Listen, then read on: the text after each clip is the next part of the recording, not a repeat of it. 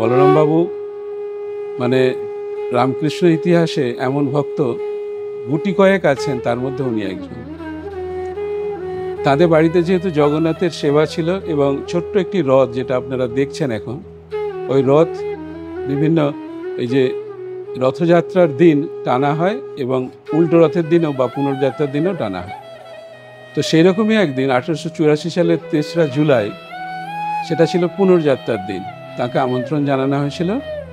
তিনি এসেছিলেন এবং ভক্ত সঙ্গে নৃত্য করতে করতে, মানে যেটা আমরা নৃত্য সাধারণত আমাদের বোধগম্য হয় না, উন্মত্ত নৃত্য বলা হয়, সেরকমভাবে নাচতে নাচতে তিনি রথ টেনেছিলেন, ভজন গেয়েছিলেন, আনন্দ করেছিলেন। এমনকি তার সমাধিও হয়েছিল। এবং সেই প্রথা অনুসারেই, সেই 1884 3রা যে জুলাই, সেই প্রথা অনুসারেই এখনও ভক্তরা সেই রথ টানার জন্য হাজার হাজার মানুষ এখানে ভিড় করে।